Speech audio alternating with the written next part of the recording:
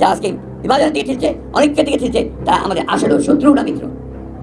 এবার তো সুযোগ ছিল সবাই মিলে একসাথে একজোট হয়ে আমরা একটা পরিবর্তন নিয়ে আসি। আগরতলায় বাংলাদেশ মিশনে হামলার পর সেখানকার হোটেল থেকে এবার বাংলাদেশিদের বের করে দেওয়ার অভিযোগ করেছেন পাসপোর্টধারী যাত্রীরা। নিরাপত্তাহীনতার কারণে সকাল থেকে অনেকেই ফেরত এসেছেন এপারে। ভারতের ত্রিপুরার আগরতলায় বাংলাদেশের সহকারী হাইকমিশনে ব্যাপক হামলা হয়েছে।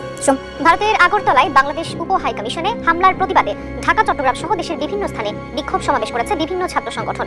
সোমবার সন্ধ্যায় এই হামলার প্রতিবাদ জানিয়ে বিক্ষোভ করেছে ছাত্র অধিকার পরিষদ। এ সময় ঢাকা বিশ্ববিদ্যালয়ের রাজু ভাস্কর্যে ছাত্র অধিকার পরিষদের সভাপতি ইয়ামিন মোল্লা ভারতকে বাংলাদেশের অভ্যন্তরীণ বিষয়ে নাক না গলানোর আহ্বান জানান। বলেন, পলাতক স্বৈরাচারের সহযোগী হয়ে বাংলাদেশকে অস্থিতিশীল করার চেষ্টা চালাচ্ছে, তা নস্যাৎ করে দেবে ছাত্র জনতা। সন্ধ্যায় চট্টগ্রামের ১৬ শহর রেল স্টেশনে বিক্ষোভ সমাবেশ করেছে বৈষম্য বিরোধী ছাত্র আন্দোলন। এতে বক্তব্য রাখেন সমন্বয়ক রাসেল আহমেদ ও খানতালাত মাহমুদ রাফি। এ সময় বাংলাদেশকে নিয়ে কোনো দেশ পায়তারা করলে তাদেরকে উপযুক্ত জবাব দেওয়ার হুঁশিয়ারি দেন তারা। এছাড়া ভারতীয় এই হামলার প্রতিবাদ জানিয়ে রাজশাহী, খুলনা, বরিশাল সহ দেশের বিভিন্ন বিশ্ববিদ্যালয়ে বিক্ষোভ সমাবেশ করে ছাত্র জনতা।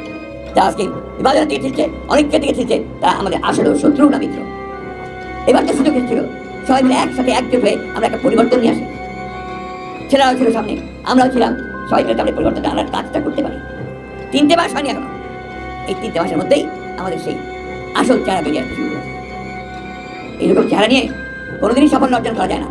যতই বড় বড় কথা বলি, যতই লম্বা লম্বা বক্তৃতা করি, বিশ্বকে এক করার চেষ্টা করি, হয় না। আমার নিজের ঘরেই যদি আমরা সেই বিভাজন থেকে যায়, বিভেদ থেকে যায়, আমি সেটা কখনোই ঠিক করতে পারবো না। আমি যে প্রশ্নটা আপনার সামনে তুললাম তার কারণ আছে। আমি এই কয়েকটা দিনে আমরা খুব চিন্তিত, উদ্বিগ্ন, ভয়াবহভাবে উদ্বিগ্ন।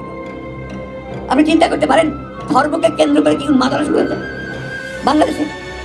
আপনি চিন্তা করতে পারেন যে মুক্ত স্বাধীন মিডিয়ার জন্য, প্রেসের জন্য, সমাজের জন্য আমরা এতদিন লড়াই করলাম, তারা অফিস করিয়ে দিচ্ছে। এই বাংলাদেশ আমি দেখতে চাই, আমিও দেখতে চাই। আর কি উন্মাদনা! সেই কিছু সংখ্যক মানুষ আছেন আপনাদের সোশ্যাল মিডিয়ায় বিভিন্ন সমাজে, যখন দেখি আতঙ্কিত হই, পুড়িয়ে দাও, জ্বালিয়ে দাও। চিন্তা করতে হয় কোন জায়গায় নিয়ে যাচ্ছে বাংলাদেশকে। আমরা কি বুঝি আমাদের ভয়টা কোথায়?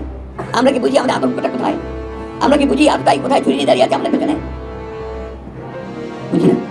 বুঝলে আজকে এই সমস্ত দায়িত্বহীন ইররেসপন্সিবল কথাবার্তা আমাদের বুদ্ধি বেরোবে।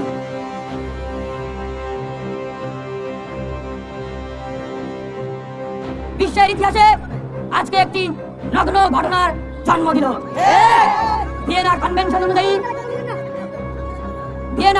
অনুযায়ী কোন দেশের দূতাবাসে, সেই দেশ ভিন্ন দেশের দূতাবাসকে তারা আক্রমণ হামলা করবে তো দূরের কথা, অনুমতি ছাড়া সেখানে প্রবেশ করতে পারবে না। আজকে এই উগ্র বিজেপি সরকারের এই নেতাকর্মীরা, ইসকনের এই উগ্র সন্ত্রাসীরা, জঙ্গিরা, আরএসএস এর এই উগ্র সন্ত্রাসীরা, জঙ্গিরা বাংলাদেশের সেই দূতাবাসে আক্রমণ করে তারা প্রমাণ করে দিল যে তারা একটি সভ্য জাতি কিনা।